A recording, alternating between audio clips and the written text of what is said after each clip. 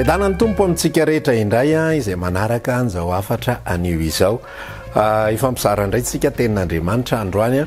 afahantsika mandrosatra any fahalalana tsara kokoa any Kristy Jesosy. Exodus toko fa 4:7 tapany farany no mba tiako anomezana fanazavana anao androany. Toy izao mivaky ny teny aminaran'i Jesosy areo ka tsy isiseho foana tsy mitondra fanatitra eo anatrehako. Jehovah no miresaka an'io zany. Io teny io dia manina moa no hitondra fanazavana misimisy tsika ny amin'izy io satria be deabe ny mpitondra fivavahana izay mampiasa an'io teny io mba ho fitaovana ahafahana manangom-bola, ho fitaovana ahafahana manentana olona ahazona vola. Dia indraindray ary lasa tafalatsaka ao anatin'ny fampitahorana hoe satria le olona tsy manao fanatitra na satria mbola misy ny olana raha ohatra ka tianao no ho tafahoana amin'Andriamanitra dia mila mitondra fanatitra ianao mila mitondra ohatran'izao ianao fa tsy mihaino ny fivavaka ao Andriamanitra raha vao tsy misy fanatitra. Io verset io zany tena mialatsiny fa be deabe mampiasa an'izy io amin'ny lalana tsy tokony ho izy ary mampatsiaro mihitsy ny tenin'Andriamanitra milaza anankiray hoe fitiavana vola ny fototry ny ratsy rehetra ary ny sasany izay efa tafalatsaka tamin'izany ozy izy tena nindrona ny tenany ho amin'ny alahelo lehibe. Dia androany te hanome fanazavana anao manokana mikasika anatao hoe fanatitra fa ny fanatitra raha lasaina bavy dia tsy misy idirany amin'ny resaka vola. Zay aloha ny teboka voalohany tsy mahita mihitsy ianao anatin'ity baiboly ity 250 pejy ka milaza fanatitra dia misy resaka vola ao anatin'le izy fa ny atao hoe fanatitra teo amin'ny zanak'Israely tany amin'ny testameta taloha izay nisy azy dia misy ny karazana biby izay vonoina izay lazaina hoe biby madio nisy ny omby ondry osy voromailala dia nisy ihany koa ny zava-maniry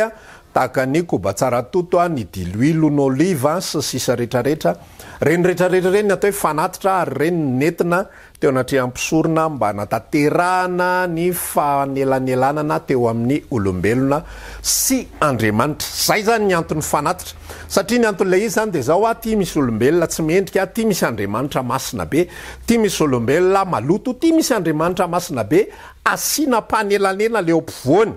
asiana panelanela ny eo ampovoany mba tsy ho tezitra Andriamanitra rehefa mahita an'ilay olombelona tsy mendrika mba hanadio an'ilay olombelona. Raha ny tena marina nefa ndraso aloha toizako le izy mba hanadio an'ilay olombelona izay maloto. Dia zao nefa fandehan'izy io ambokin'ny Hebreo toko fa 10:4 dia misy zavatra milaza tahaka izao izy hoe tsy mahaisotra miotakory ozy izy ny ranombola sy ny ranosila. Zany hoe nasiana panelanelana eto ampovoany dia tsy nafanimpisorona izay mitondra n'ilay ranosila sy ranombola fa mbola tsy mahaisotra oto io. Fa inona ny zavatra ataon'io ranosila sy ranombola io? Ozy izy Salamo 2:2 milaza ozy izy Davida hoe sambatra ny olona ozy izy izay voavela ny elony sy voasarona ny fahotany. Zany hoe ny asan'ilay ranosila sy ranombola sy lavenom-batotro mivavy sy sisa dia tsy mampanjavona ny fahotana fa manarona ny fahotana. Ohatra zany hoe ty misy vilany dia asianao hena ao anatin'le vilany dia rehefa saromanao le vilany dia tsy midika zany fananjavona ny hena fa voasarona fotsiny hena ka dia tsy hitanao. Dia tahak'izay ihany koa anatrehan'Andriamanitra tsy manjavona le fahotana fa saroman'ilay ranosila sy lavenom-batotro mivavy sy ranombola sy ranondry zany fahotana izany mba ahafahan'le olona mifandray amin'Andriamanitra. Fa ny nanadio ny fahotana dia tsy nisy afa-tsy ny rany Jesosy Kristy izay latsaka indre mandeha monja. Ary io rany Jesosy izay latsaka indre mandeha monja io no fanatitra izay ho an'ny olona efa nateraka indray marina rehetra, tsy ho an'ny kristianina rehetra, tsy ho an'ny mpivavaka rehetra, averiko, tsy ho an'ny kristianina rehetra, tsy ho an'ny mpivavaka rehetra, tsy ho an'izay mitondra etikety, tsy ho an'izay tondra nanana diplôma sy sisa rehetra ara-pivavahana na zay miditra am-piangonana fa ho an'ny olona izay ao amin'ny Kristy, ho an'ny olona izay nateraka indray marina ao anatin'ny Kristy. Dia zao ny ambarany atao amin'ity bokin'ny Hebreo ity ihany toko fa 10:4 amin'ny anaran'i Jesosy fa ny fanatitra iray ihany dia tsy iza fa ny fanatitra nataon'i Jesosy Kristy no efa nahatanterahany Jesosy Kristy ho mandrak'izay olona hamasinina. Zany hoe mandrak'zay valida mandrak'zay ny fanatitra zay vitan' jesosy ka raha iverinytsika ny hebreo toko 4:30 andiny ny faharoapolo zay milaza fa tsy mahazo miseho anatrehan'andriamanitra raha tsy mitondra fanatitra. Mbola marina foana ny teny a, marina foana io hebreo toko 4:30 andiny ny faharoapolo io fa saingy zao kosa za am'izay ny ataoko ohatra ato anatiko Kristy Jesosy de rehefa manatitra an'andriamanitra ako a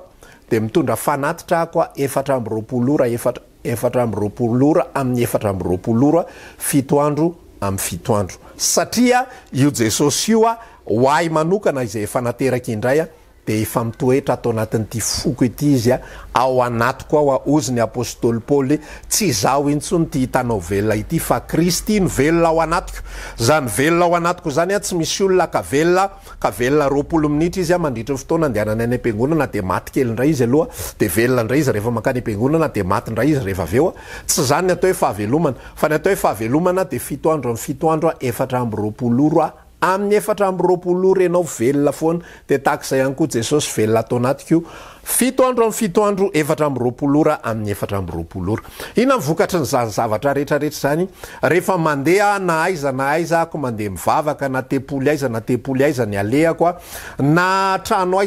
aiza alehako na fotoana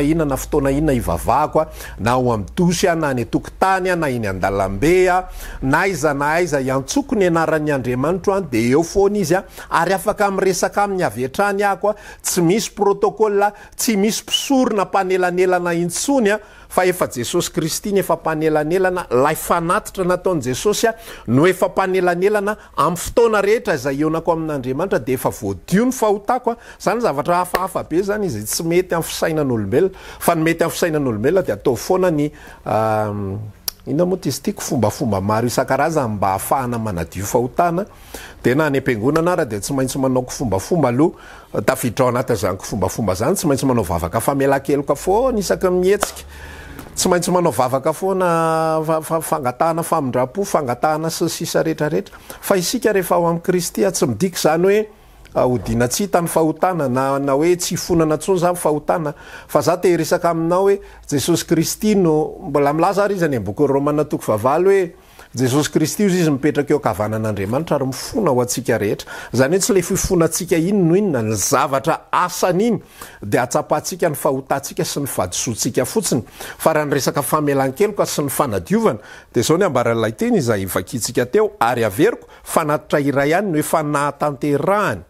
ny omandrak'zay izay olona amasinina ity zao ity zay miresaka aminao dia fanatitra iray ihany no efa nahatanterahana ndika zany hoe nahatanterahana zany efa tanteraka eo anatrehan'Andriamanitra tamin'ny fanatitra iray ihany zay nataon'i Jesosy ny nanao zavatra rehetra tsy za zay mampatonga faly ary miaina sy misitraka sy miravoravo mandrakariva ary tsy misy fatahorana na fangovitana na fieritreretana rehefa manatona an'Andriamanitra oay sao de tsy hainao ary Andriamanitra fa zange mbola ohatran'izao hoe de rehefa mivavaka de manao fombafomba maro isan-karazany Andriamanitra ty za zay tsy miendrika e ty olom-pona ity e ty olona tsinitsinina ity e zany zavatra zany de tsy fahalalana ny zavatra izay vitan' Jesosy Kristy fa ny tenin'Andriamanitra de milaza efa notanterahina ao izay nateraka indray ho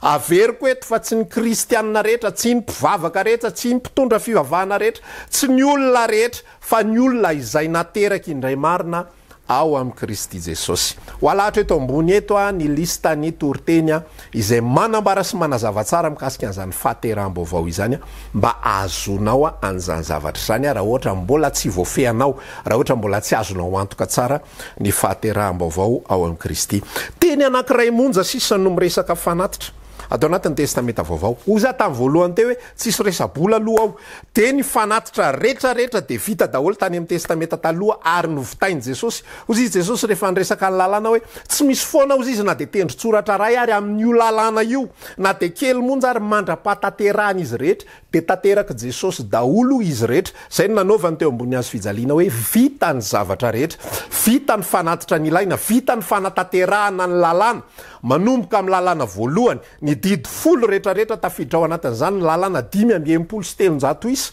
efa vitan' Jesosy Kristy ny fanatitra rehetrarehetra zay tokony ho alohako ny zanak'Israely hatramin'izao ny mpivavaka ny Israely hatramin'izao de mbola mitoy mandoa fanatitra foana, fanatitra dorana, fanatitra noniota, fanaty mpisaorana, fankasitrahana, sisisa ny zavatra mahazatra isa-taona rehetrarehetra de tsy maintsy atao sy tsy maintsy taterahana ranjanakondry firy tapitrisany maty, ranjanakombola ranombola firy tapitrisany maty, lavenom-batotrombo va firy tapitrisa sisisa mitoy foana zany fa ny aza rehetrarehetra mety ho fanatitra ilaina amiko ampiavana ay amin'Andriamanitra de efa vitan' Jesosy Kristy zay le hoe izy no fampiavanana atsika rotota ny fanatitra izay nataony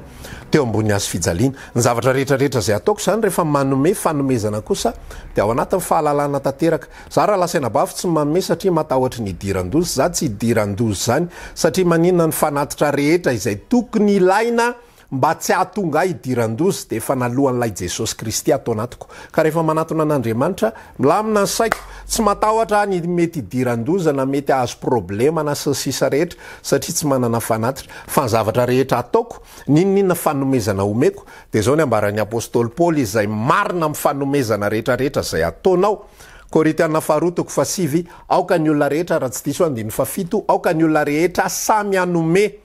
amin'ny fahalalahana, amin'ny fahafahana, amin'ny fifaliana fa no manome amin'ny fifaliana no sitrak'Andriamanitra. Aty amin'ny tany ekena vaovao any amin'ny fanekena taloha zany resaka fanomezana rehetra, resaka fanatitra rehetrarehetra de natao avokoa. Aty amin'ny fanekena vaovao kosa de fanatitra roa sisa no resahan'Andriamanitra izay ho ataotsika. Ny voalohany de ao amin'ny Romana toko faharoa ambin'ny folo izay efa haitsika tsara ao am-bokin'ny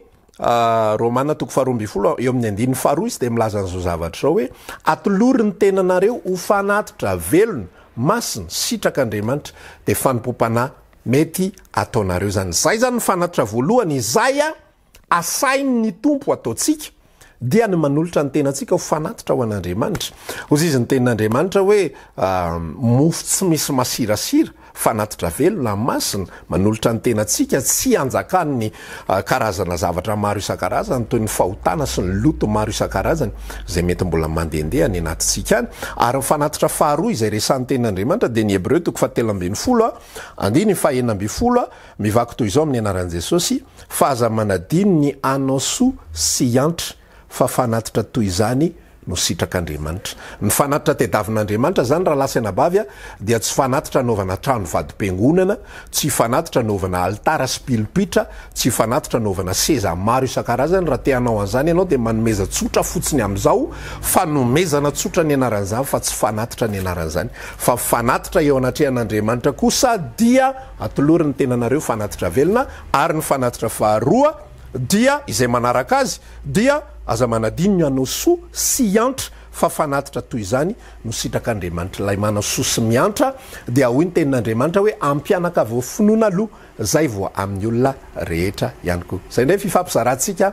raha manana fanontaniana ianao manorata MP avetrany na miantso laharan-tarby aza atao SMS aza atao commentaire fa MP na antso antarby mametraka veloma mandra-piona mandra-pitafy fa amin'ny manaraka toy izao indray samy tahiny tompo veloma tompoko.